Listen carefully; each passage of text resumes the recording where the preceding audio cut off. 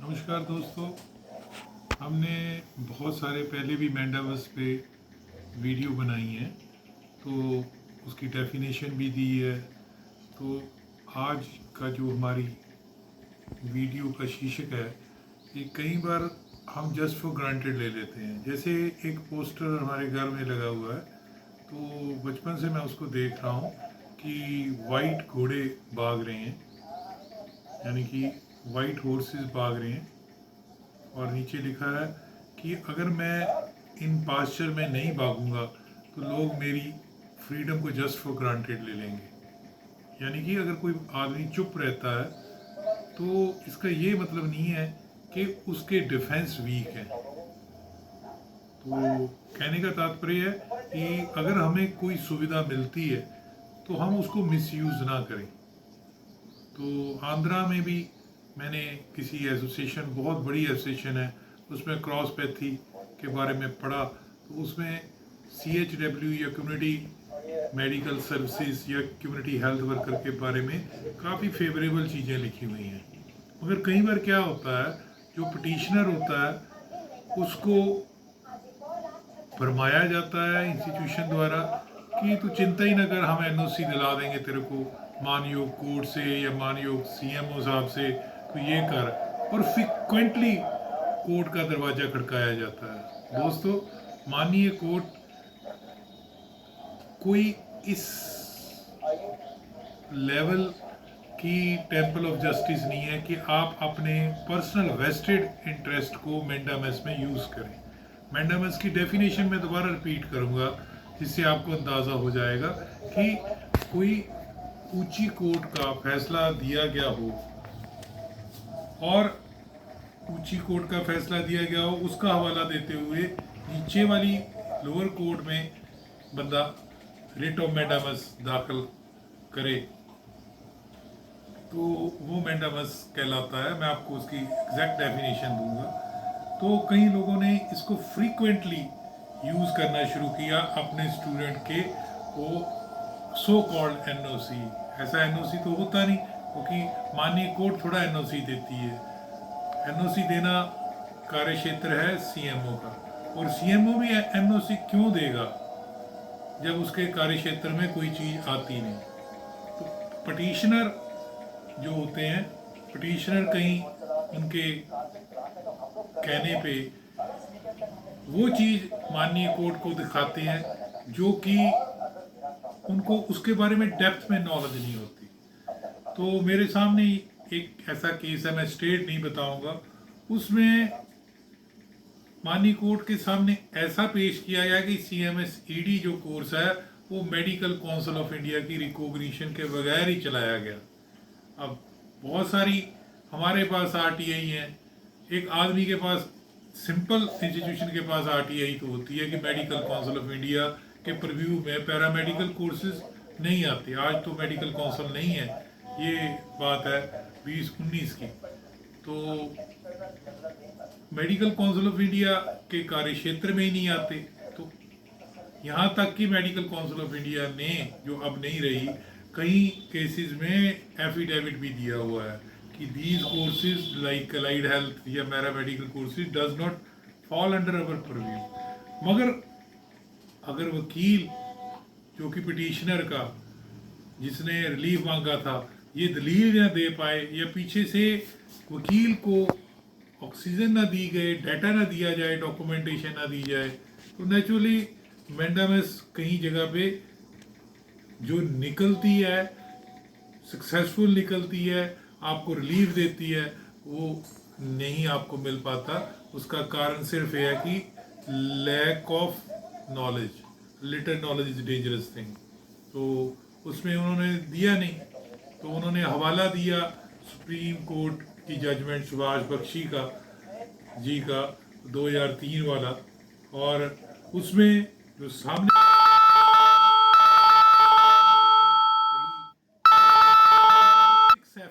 से अमेंडमेंट हुई थी वेस्ट बंगाल की, यहाँ तक उन्होंने कह दिया। और उस स्टेट में जिसमें पिटिशनर है उसमें कोई ऐसी अमेंडमेंट नहीं है कि वो जो पिटिशनर मांग रहा है प्रैक्टिस के राइट, पहली बात तो ये प्रैक्टिस के राइट कहने ही नहीं चाहिए। मेडिकल प्रैक्टिस जो शब्द है वो मेडिकल प्रैक्टिस मेरे हिसाब से एमबीबीएस के लिए है। प्राथमिक उपचार देना एक अलग सी बात है, उसको प्रोजेक्ट करना कि आप खुलेआम मेडिकल प्रैक्टिस करो और कोर्ट में जाके कहना कि मेरे को बेसिक मेडिकल प्रैक्टिस का हक दे दो, तो ये बहुत गलत बात हो जाती है। हो सकता है सामने धाकड़ वकील बैठा हो। तो दूसरा, कोर्ट में ये माननीय कोर्ट में कहा गया कि ये रूरल हेल्थ को सेवा करने के लिए वहाँ पे ये प्रोजेक्ट किया गया कि आप डिस्क्रिमिनेट कर रहे हो रूरल और अर्बन में ये चीज़ पैदा करके, यानी कि ये कहना कि आप रूरल एरिया में कॉम्पिटेंट डॉक्टर नहीं होते तो अर्बन में होते हैं, तो आप डिस्पैरिटी क्रिएट कर रहे हो। मैं आपको वर्डिंग वहाँ पढ़ के सुनाता हूँ। उसमें एक जगह पे तो मैंने आपको 6F की बताई कि उसमें बकायदा एक जगह पे लिखा हुआ है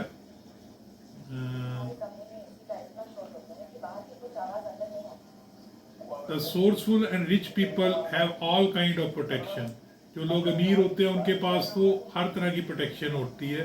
and in such matter the real persons, और वही कल्प्रिट होते हैं। The sourceful and rich people के आगे लिखा है the real help is required by poor, illiterate and rural fronts have no in depth knowledge.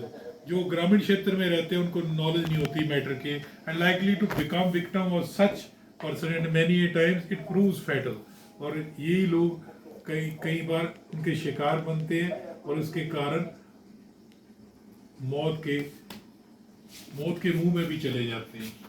तो CMSED को एक तरह का उस माननीय कोर्ट में झोला छाप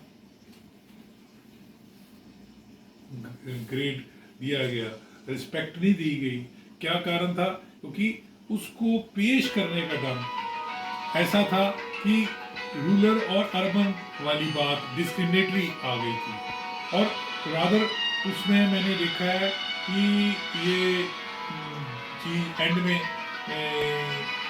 ये लिखा है, however it is made clear that writ petition shall be listed only for the purpose of perusal for compliance report, subject to above writ petition dismissed with cost which we quantify to rupees 25,000।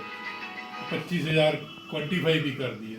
तो दोस्तों, कई बार ज़िंदगी में बंदा सोचता है कि मैं अपने स्टूडेंट को मैंडामस के जरिए एक तरह का NOC ला दूंगा और शरिया उसका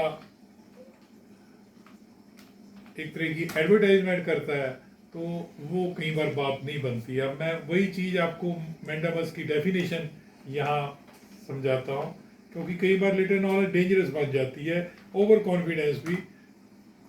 अब मैंडामस में लिखा हुआ है कि judicial writ issued as an command, जिसको कमांड हुक्म दिया गया और टू इंफीरियर कोर्ट मीन निचली कोर्ट को माननीय, और ऑर्डरिंग ए पर्सन, किसी बंदे को ऑर्डर दिया गया टू परफॉर्म ए पब्लिक और स्टैच्यूटरी ड्यूटी, उसको पब्लिक और स्टैच्यूटरी ड्यूटी के लिए कहा गया। तो what does mandamus mean? Mandamus is an order from court to inferior government official ordering the government official to properly fulfill their official duty or correct an abuse of discretion। यहाँ पे abuse हो रहा है, यहाँ पे discretion का या power का या उसका गलत इस्तेमाल हो रहा है। तो ये तो what is the meaning of mandamus? तो writ issued by superior court commanding the performance of specified official act or duty।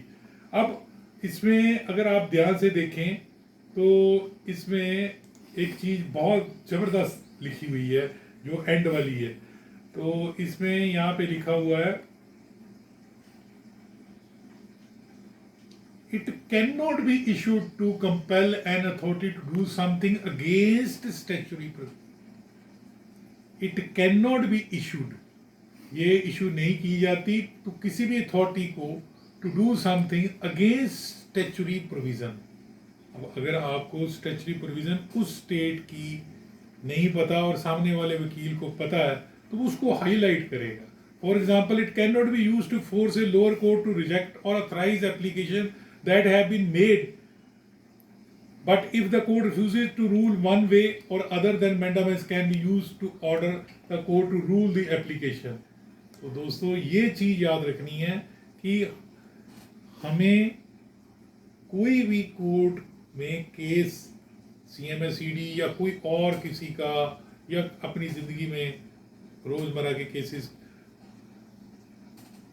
का लेके जाने से पहले उसकी थॉरली नॉलेज होनी चाहिए, नहीं तो फिर वो क्वैश कर जाती है चीज़। क्योंकि अब मैं सामने बैठा हूँ, मेरी सामने वाली शक्ल आपको नज़र आ रही है, हम जो आईना दिखाएंगे कोर्ट को वही नज़र आएगा सामने। और अगर हम अपनी आर्गूमेंट्स, अपनी डॉक्यूमेंटेशन में कहीं पूरे ना उतरे, अपनी कन्विंसिंग में पूरे ना उतरे, तो नेचुरली हम हार जाते हैं। और ज़िंदगी में हारना बुरा नहीं है, मगर मिस्टेक करना, बार बार करना मुश्किल होता है और बुरा होता है। तो ठीक है, ज़िंदगी में कई बार बंदा गलती करता है, मगर याद रखिए ज़िंदगी में ओवर कॉन्फिडेंस और लिटिल नॉलेज इज वाली बात पूरी सूट करती है यहाँ पे। अगर अच्छा लगा तो लाइक करना, सब्सक्राइब करना और शेयर करना। हमें फ़ोन मत कीजिए, व्हाट्सएप कीजिए 9872468540। धन्यवाद।